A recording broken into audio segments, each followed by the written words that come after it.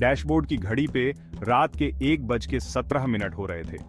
सौरभ ने जम्हाई ली, अपनी थकी हुई आंखों को मलते हुए। वो घंटों से गाड़ी चला रहा था। हाईवे उसके सामने बिछा हुआ था, हल्की चांदनी में एक काली पट्टी की तरह। बस उसकी गाड़ी के टायरों की आवाज और रेडियो की धीमी आवाज सुनाई दे रही थी। वो जल्दी से घर पहुंचकर अपने गर्म बिस्तर में जाने के लिए बेताब था। बस कुछ मील और जाना बाकी था। सौरभ ने रियरव्यू मिरर ठीक किया। एक हलचल उसकी नजरों में आई।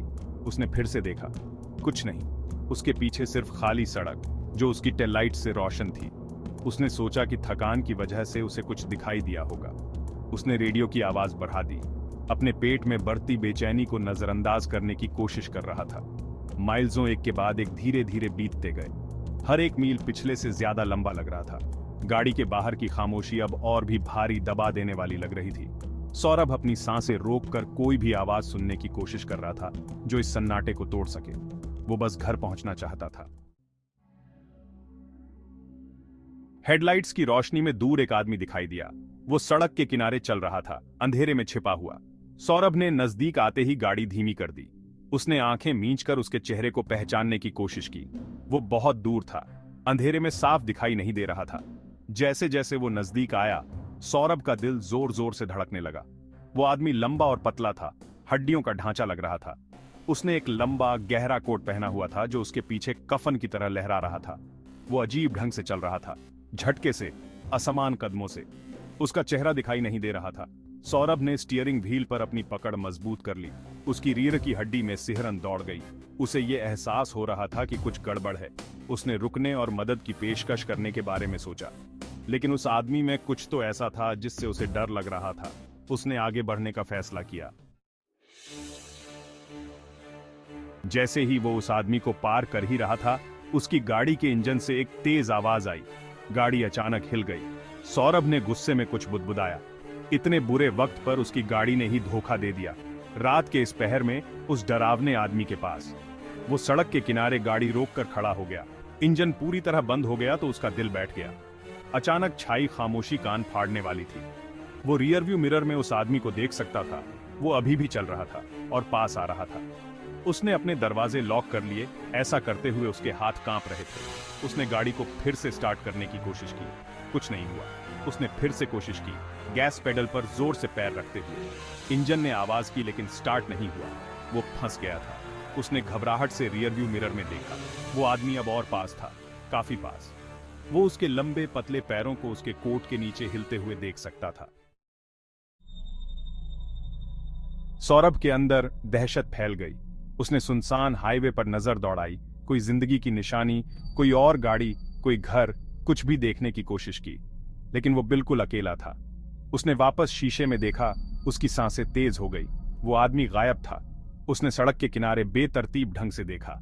उसे विश्वास नहीं हो रहा था कि वो इतनी जल्दी कैसे गायब हो गया। वो कहां गया होगा? क्या वो सच में था या उसकी थकान उसे धोखा दे रही थी? काश उसने उस वक्त रोका होता जब उसे मौका मिला था। उसने एक गहरी सांस ली। अपने तेज धड़कते दिल को शांत करने की कोशिश कर रहा था। उसे ध्यान से सोचने की जरूरत थी। उसने अपने फोन के लिए अपने दस्ताने वाले डिब्बे में हाथ डाला। उसके हाथ कांप रहे थे। उसे मदद के लिए फोन करना था, लेकिन जैसे ही वो फोन की तरफ बढ़ा, एक आवाज ने रात के सन्नाटे को चीरते हुए उसे हिला दिया। उसे अपनी जगह पर ही जड़ बना दिया।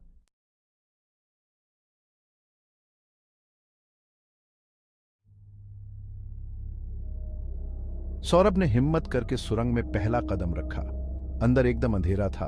बस उसके हाथ में एक छोटी सी मशाल जल रही थी। हवा में सीलन की स्मेल आ रही थी और चारों तरफ सन्नाटा था। सौरभ धीरे धीरे आगे बढ़ा। मशाल की रोशनी दीवारों पर इधर उधर गिर रही थी। उसे ऐसा लग रहा था जैसे कोई उसके पीछे पीछे आ रहा है। वह बार बार पीछे मुड़कर देखता, पर वहां कुछ भी नहीं था। बस उसकी अपनी परछाई ही उसकी साथी थी। डर से उसके रोंगटे खड़े हो रहे थे, लेकिन उसकी जिज्ञासा उसे आगे जाने के लिए मजबूर कर रही थी। उसे सुरंग के आखिर तक जाना था, चाहे कुछ भी हो जाए। सौरभ ने गहरी सांस ली और आगे बढ़ता रहा। उसे अपनी दिल की धड़कनें सुनाई दे रही थी। सुरंग की दीवारों पर अजीबोगरीब आकृतियां बनी हुई थी। उन्हें देखकर सौरभ और भी डर गया। अचानक सौरभ के कानों में एक आवाज आई।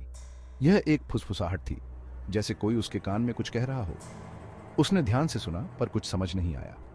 आवाजें धीरे धीरे तेज होती गईं। अब यह एक गूंज की तरह थी जो पूरी सुरंग में फैल रही थी। सौरभ डर के मारे कांपने लगा। उसे समझ नहीं आ रहा था कि क्या करे। वह आगे बढ़ता रहा क्योंकि उसे लग रहा था कि पीछे मुड़ना और भी खतरनाक होगा। फुसफुसाहटें अब चीखों में बदल गईं। सौरभ ने अपने कान बंद कर लिए पर आवाजें कम नहीं हुईं।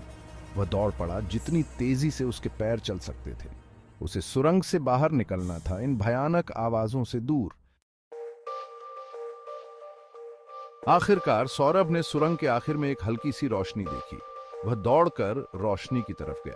जैसे जैसे वह पास आता गया, रोशनी तेज होती गई। जब सौरभ रोशनी के पास पहुंचा तो उसने देखा कि वह एक छोटे से कमरे में था।